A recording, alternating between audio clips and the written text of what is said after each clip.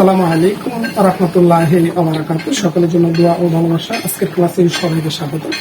যারা এসএসসি পরীক্ষা দিবে আমি তাদের জন্য উচ্চতর বাংলা ব্যাকরণ থেকে আজকের আলোচনা করব।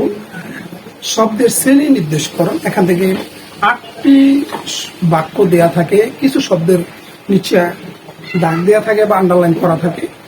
সেই শব্দগুলো কোন ধরনের পদ হিসেবে কাজ করে সেটাই দেখানো হয়। 5টির উত্তর দিতে হয়, নাম্বার থাকে 5।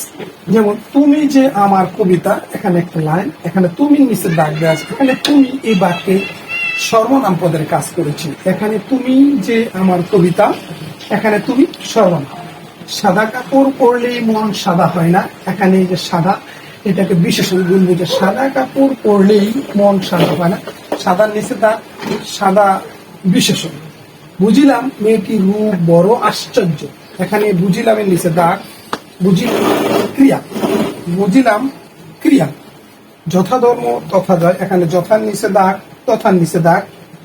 যথা এবং তথা সাপেক্ষ সর্বনাম, সাপেক্ষ সর্বনাম হিসেবে কাজ করে।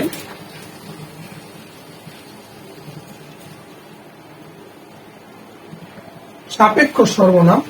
এরপরে পয়লা বৈশাখ বাঙালির উৎসবের দিন, এখানে পয়লা বৈশাখ শব্দ দুটি বিশেষ্য বা তারিখবাচক বিশেষণ হিসেবে কাজ করেছে।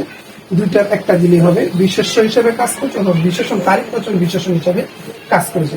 চাহিয়া দেখিলাম, হঠাৎ কিছু বুঝিতে পারিলাম না, যৌগিক ক্রিয়া। চাহিয়া দেখিলাম এর নিচে দাগ, চাহিয়া দেখিলাম যৌগিক ক্রিয়ার কাজ করেছে। বাহ, বড় চমৎকার ছবি এঁকেছে এখানে। বাহ, আবেগ, আবেগ সূচক বাক্য শব্দ। ধান বানতে শিবের গীত, এখানে ধানের নিচে দাগ, ধান হবে বিশেষ, দান হবে বিশেষ।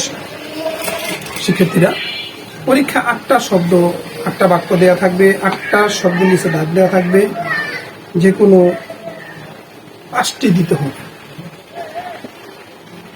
তোমাদের সুস্বাস্থ্য এবং শিক্ষা জীবনে উত্তরোত্তর সমৃদ্ধি কামনা করে আজকের মতো এখানে বিদায় নিচ্ছি। আসসালামু আলাইকুম ওয়া রাহমাতুল্লাহি ওয়া বারাকাতুহু।